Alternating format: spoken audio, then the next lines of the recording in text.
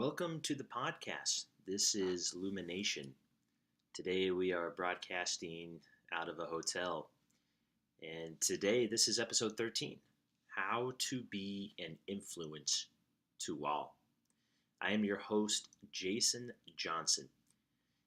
Now, in this podcast, we're not going to give you any canned techniques. We're going to give you something a lot more valuable, the ability to think of new ideas that will benefit you as a person. The goal here as well is to create a community, to create a movement to come together. We've all had suffering, and that is what bonds us together. We need to stop wasting time and learn to overcome. Now, here's the fee for this podcast. If you find any value, please share this with your friends and family. Head over to iTunes, give us a rating, give us a review, follow us on Instagram. We are on almost every single platform for our podcast. We're on Google Play Music, iTunes, Overcast, Anchor, Pocket Cast, Radio Public, and now YouTube. In today's episode, we want to know how you can really be an influence to others. Now, if you will picture to yourself a well-known river, maybe it's an ocean that you've been to. Have you ever thought and wondered why all these rivers and seas receive the drainage of all these mountain streams? It's because they keep below them. They're able to reign over all the mountain streams. There's a saying that goes, wishing to be above men, that person putteth himself below them. Wishing to be before them, he putteth himself behind them. Thus, though his place be above men, they do not feel his weight. Though his place be before them, they do not count it as an injury. Now, if you say to yourself, how would I feel? How would I react if I were in his shoes? You will save yourself a lot of time and irritation. For the saying goes, by becoming interested in the cause, we are less likely to dislike the effect. And in addition, you will sharply increase your skill in human relationships. Kenneth M. Good says, stop a minute. In his book, How to Turn People into Gold, stop a minute to contrast your keen interest in your own affairs and with your mild concern about anything else.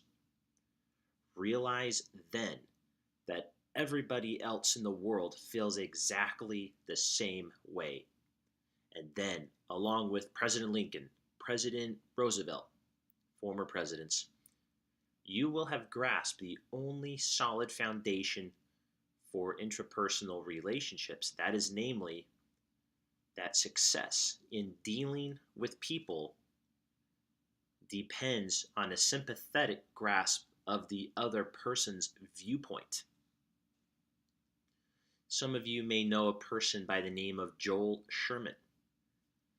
Joel Sherman is regarded as one of the top sports writers in our modern day era. This guy has one goal. Every spring training, every practice, Joel Sherman wasn't going to leave until he knew one thing, one fact that no one else knew, at least no other sports writer knew. That guy may get there earlier than everybody else. If he doesn't have the fact, he's going to stay later and he's going to interview people. He does this day after day after day. He is considered one of the best sports writers we know. Now, you may not want to be a sports writer. But what if you did something few would want to do? What if that's a workout that few would do? What if you studied a a chemistry or a certain topic like nobody else. Maybe it's interviewing one more person than anybody else would. It's a small fact each day. It could be small, but it'll be world class day after day if you do this day after day. Do something few will do. Maybe it's something unreasonable few will do. Maybe it's 200 pull-ups, 200 push-ups a day. There was a seminar, a story here, on how to make money. Now this guy, dressed in a brand new suit, went to the seminars by the ocean. The man asked the mentor there, how can I be successful? So the mentor told him, walk outside these doors and walk into the ocean. Now, of course, the young man didn't understand this at all.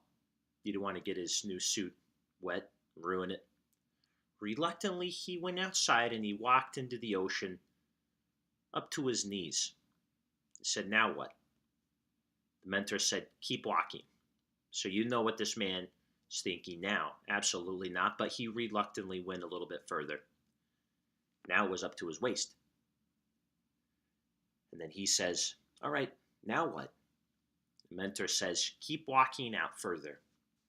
So again, reluctantly, the man continues to walk. Now it's up to his neck. He says, now what? Well, the mentor says, keep on walking. So the man walked so far out that the water was over his head. He couldn't even breathe. And then he walked back into the land. Now the mentor said, when you want to succeed as bad as you want to breathe, then you'll be successful. Some kind of want it. Don't cry to quit. Cry to keep going. Now, Emmitt Smith, a very famous football player, said that all men are created equal. Some work harder in preseason. How can you liken that to yourself? At work, relationships. Now, the illumination takeaway of the week is this. It's an action item. Will you read something each day? Will you listen to something each day? And will you watch something each day? Each one of those points, reading, listening, watching, has its own way of learning.